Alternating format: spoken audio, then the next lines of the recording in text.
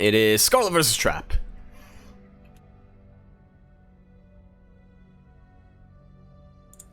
Yep. And Do we know the score? I will quickly ask for the score.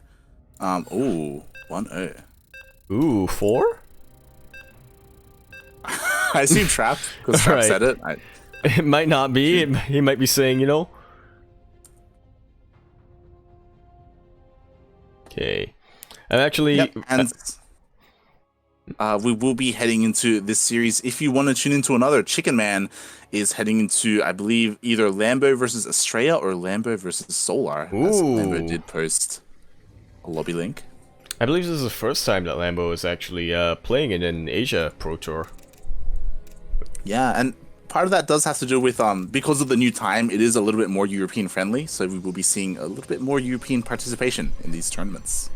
But speaking of European participation, here we are on Everdream LE Ideally Edle, where in the bottom left-hand corner map, spawning in the bottom left-hand corner of the map, it is going to be a red Protoss player. He is known for being the second highest Protoss sign-up after Zess in the Pro Tour Asia. He is...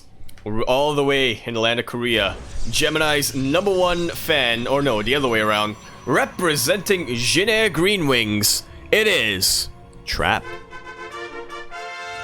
It is known as Barcode. And spawning in the top right-hand corner of Everdream LE, and I was half expecting her to proxy hatch, but she did not. We have the Canadian Zerg player representing Brave Star Gaming, BSG. We have Scarlett. Proxy hatching. Hashtag half expectations or half expect corrections. Yeah. I was like, yo, she's probably gonna proxy hatch. And I saw the drone moving out, but I also saw her take her natural first. I'm like, no, it's not gonna be a proxy hatch. Joke's on me, it was.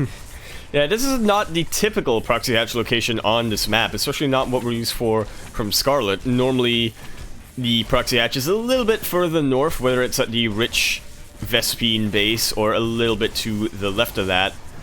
You don't normally see a proxy hatch right in the natural, and this is sort of why.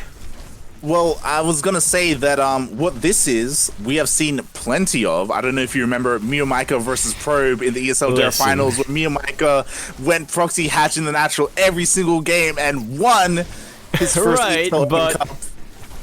It's all about, you know, the follow-up and whatnot.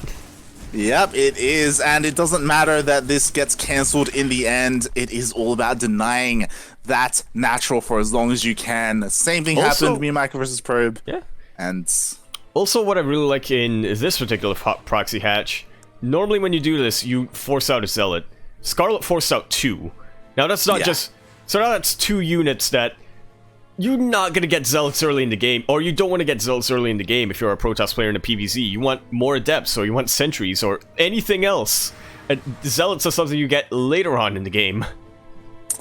yeah, they aren't too useful early on, especially, you know, they don't have any upgrades, they don't have charge or anything along those lines. But, you know, Trap is trying to find some kind of damage, some kind of use for them now, as he does have 2 Zealots and 2 Adepts pushing here into the natural, and it looks like he's going to be able to get the Queen. Oh, nice body blocking here from Trap. Does manage to make that escape from the Queen a little bit more awkward, and does mean that he will be able to kill that in the end. Might be able to get 2. Might be able to get 2. You know, Zealots aren't too useful at the start of the game, but they are very tanky, and they have a lot of damage potential. Will he get 2? He does get 2. Will he keep these alive? He's actually getting a lot of drones with this. He's getting a lot of damage right now. It's just reinforcing. GG. Talk about making lemonade out of lemons. Trap. Such good decision making there. Wow. GG. Well played. Trap. Getting proxy hatch. Apparently that's the answer to it. You just send Adepts across the map. And 2 notes. Yeah, may as well. Yeah. Wow. Scarlett. Yeah. Go on. No, I was gonna say when I When I was saying, you know, Zealots aren't what you want in the start of a PvZ, you know, they're not that useful, I'm an idiot. I'm a goddamn idiot. Zealots, they are tough, especially in the early game where a lot of units don't have that much DPS. They're tanky, they have a lot of DPS potential behind them. Move them across the map, especially a map like Everdream, which is a short rush distance.